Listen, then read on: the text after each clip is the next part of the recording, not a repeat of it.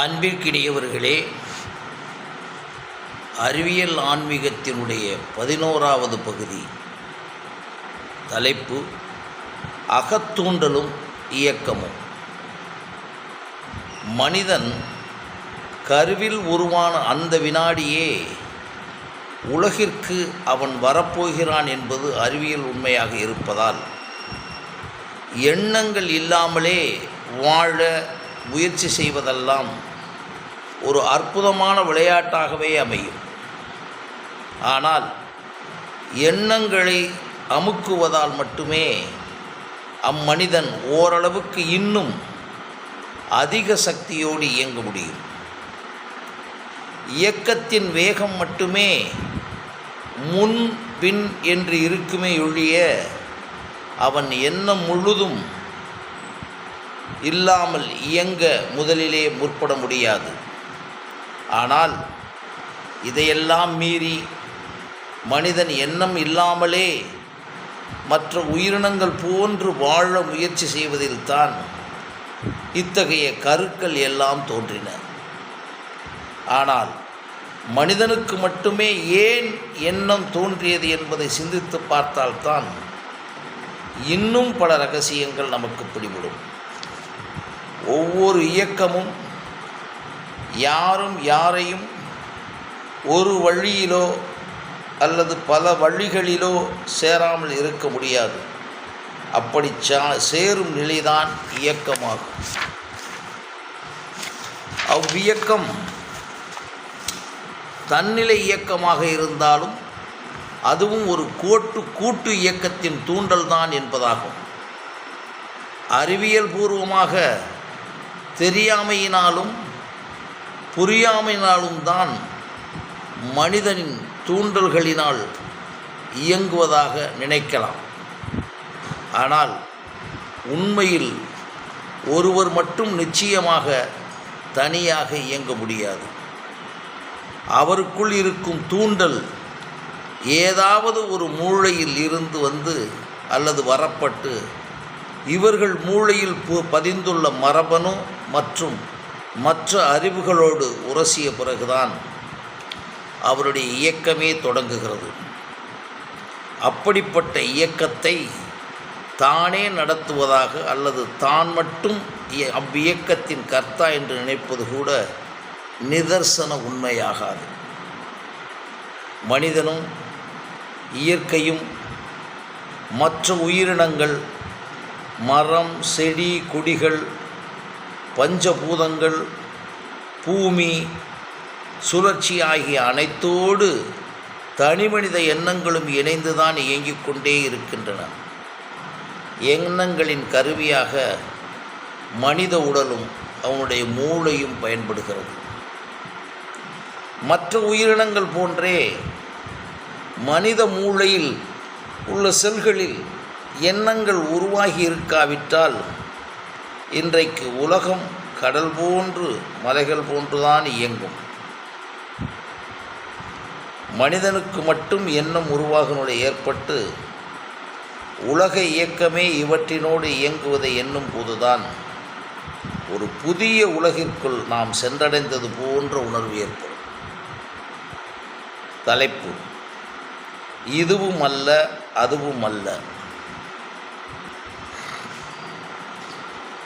இதுவும் அல்ல இதுவும் அல்ல என்றும், அதுவும் அல்ல என்றும், எதுவும் அல்ல என்றும், எல்லாமும் இருப்பற்ற இருப்புதான், இயக்கமற்ற இயக்கம்தான் என்று ஆழ்ந்து உணரும் போது புலப்பட ஆரம்பித்துவிடும். ஒவ்வொன்றையும் தேடும்போது இதுதான் நாம் விரும்பும் அதுவோ என்று தொடர்ந்து ஓடிக்கொண்டே இருப்போம். ஒரு குறிப்பிட்ட அளவு நமது ஆற்றலுக்கும் அறிவுக்கும் தகுந்தவாறு தேடிய பிறகு நாம் நினைத்த ஒன்று அதுவாக இல்லாவிட்டால் இதுவல்ல என்றும் இதுவும் கடந்து போகும் என்றும் தொடர்ந்து இன்னொன்றை தேடுவோம். அப்படி தொடர்ந்து தேடிக்கொண்டே இருக்கும் நிகழ்வில்தான் புலன்களுக்கு உட்படாமலும் ஒரு உணர்வு எழும். அந்த உணர்வு தேடிய அதுவும் இல்லை என்ற உணர்வை ஏற்படுத்தும். மேலும் மேலும் தொடர்ந்து தேடிய எதுவுமே ஒன்றுமில்லை என்ற நிலையில் இறுதியாக எதுவும் இல்லை என்றும் எல்லாமே இருப்பற்ற இருப்பில் இருந்து கொண்டு இயக்கமற்ற இயக்கமாக இயங்கிக் கொண்டிருப்பதை உணர முடியும்.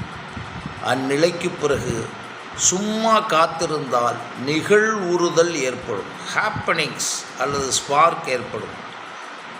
இந்நிகழ்வுறுதலில் இருந்து மின்னல் ஏற்படும் செயலில் நமது சுயமான மனம், உடல், அறிவு, மனச்சாட்சி, மரபணுத்திறன், நேரம், பொருள், காலம், இடம் ஆகியவைகள் 100% சிதறாமல் ஈடுபட்டால் உலகமும் நேரமும் முழுவதுமாக மறந்து போகும். தலைப்பு: பிறவிப் பயன். இன்றைக்கு இந்தியாவில் இருக்கும் 110 கோடி மக்களால் உண்மையிலே பிறந்திருக்கிறோம். 110 கோடி மக்களால் என்பது முதலிலே எழுதப்பட்டது. இன்றைக்கு கிட்டத்தட்ட 135 கோடி மக்களால் உண்மையிலேயே எதற்காக பிறந்திருக்கிறோம் என்பதை புரிந்தபாடில்லை. நம்மில் 100 அல்லது 200 பேர்தான் எதற்காக பிறந்தோம் என்ற உணர்வு தொடர்ந்து தூண்டப்பட்டு இயங்குகிறார்கள். அந்த 100 அல்லது 200இல் கூட தனக்கு வேண்டிய சுயசுகத்தில் வாழ்பவர்கள் 90% ஆகிவிடுகின்றனர். இதில் 10 அல்லது 15 பேர்தான் முழுவதுமாக தனக்கென்று வாழாமல் தியாக உணர்வுடன் பிறருக்கு வாழ முற்படுகின்றனர். அவ்வாழ்தல் என்பது மிகப்பெரிய சுய அலசலுக்கும் கடுமைக்கும் பிறகும் ஏற்படுகிறது. இந்த 10 அல்லது 15 பேரில் ஒருவராக யாராவது ஆகிவிடலாம் என்றுதான் பல ஆயிரம் பேர் தெரியாமலே போராடுகின்றனர். அப்படி யாரும் இதுவரை எளிமையாக ஆகிவிடவில்லை. முயற்சி செய்வது அடைவதற்குள் வயது போய்விடுகிறது. இவை அனைத்தும் உடைத்தெறிந்து தன்னிடம் சொத்தாக உள்ள தன் சுயத்தையும் தன் உடல், மனம், அறிவு, மனச்சாட்சி, மரபணு திறன், காலம், இடம், பொருள் ஆகியவைகளையும் பல ஆயிரம் மடங்கு பன்முகப்படுத்தி இடைவிடாமல் மூளை வலிக்கும் அளவுக்கு தேடலோடும் செயலோடும் இயங்கினால் மட்டுமே உண்மையான உலகத்தின் முதல் நபராக மெய்ஞானம் அல்லது விஞ்ஞானம் ஆகிய இரண்டுகளில் முதல் நபராக ஆக முடியும். வந்தது போலவே போகும்போது ஒன்றும் இல்லாமல் போகப் போகிறோம் என்பதை நேர்மறையாக அறிவியல் பூர்வமாக உணர்ந்தால்தான் இந்நிலையை அடைய முடியும். இந்த உணர்வில்தான் எதன் மீதும் ஈர்ப்போ பற்றோ வராது. பற்றும் ஈர்ப்பும் வராது என்றவுடன் உலகத்தை விட்டு ஒதுங்கிவிட வேண்டும் என்று யாரும் தவறாக கணக்கிட்டு விடக்கூடாது. இருந்து கொண்டே, அதாவது இருப்பற்ற இருப்பாக இருந்து கொண்டே, இயக்கமற்ற இயக்கமாக எதுவுமற்றும் இயங்கிக் கொண்டு எல்லா உயிரையும் நேசித்து கொண்டே இயங்கத் தொடங்கும் போது எப்போதும் இல்லாத பல ஆயிரம் மடங்கு சக்தி நமக்குள் பாய்வதை உணரலாம். இதை விட்டுவிட்டு வெறும் சுயநலத்தோடு வாழ்ந்தால் இயற்கையே கொடுத்த ஒரு மடங்கு சக்தியையும் இழந்துவிட்டு மருத்துவர்களை தேடி மன அழுத்தத்தோடு மன இறுக்கத்தோடு மட்டுமே அலைய முடியும். ஒரு மனிதன் சுதந்திரனாக முழுவதுமாக இயங்கும் போது அவனை தூண்டும் சக்தியின் அளவு பல மடங்காக அதிகரிப்பதை உணரலாம். அப்பல மடங்கு சக்தியின் அளவு கூடும்போது எல்லாமும் எதுவுமற்று கிடைக்கும்.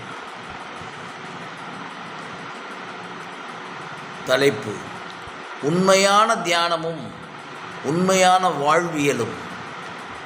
எதை பார்த்தாலும், கேட்டாலும், சுவைத்தாலும், நுகர்ந்தாலும், தொடுபடு உணர்வில் உணர்ந்தாலும் மூளையில் எந்த எண்ணமும் உதிக்காத நிலையில் இருப்பவரே எண்ணம் ஒடுங்கிய நிலையில் இருக்கிறார் என்பது மெய்யியல் உண்மையாகும், அறிவியல் உண்மையாகும். இதைத்தான் செத்தாரைப் போல் திரி என்றும் சித்தரும் பிணம்போல் தன்னை கருதுவான் என்று உபநிடதமும் மானம் அவமானம் அற்று இன்ப துன்பம் அற்று பிறப்பு இறப்பு மற்ற பகவத்கீதையும் கூறுகின்றன.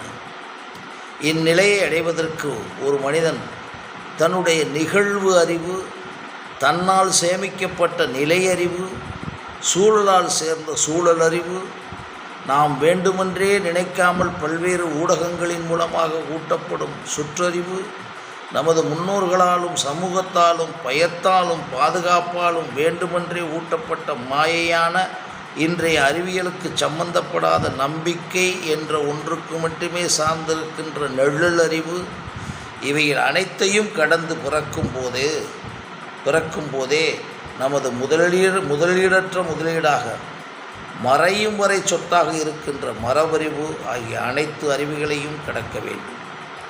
இத்தனை அறிவையும் கடப்பதற்கும் இறுதியில் அவனுக்குள் இருக்கும் அவனை இயக்கமற்ற இயக்கத்தில் இயங்கிக் கொண்டிருக்கும் ஒரு பொருளான மெய்யறிவையும் உணர முடியும். இதைத்தான் வள்ளுவர் உண்மை அறிவு என்றும், எப்பொருள் எத்தன்மை தாயினும் அப்பொருள் மெய்ப்பொருள் காண்பது அறிவு என்று கூறியுள்ளார்.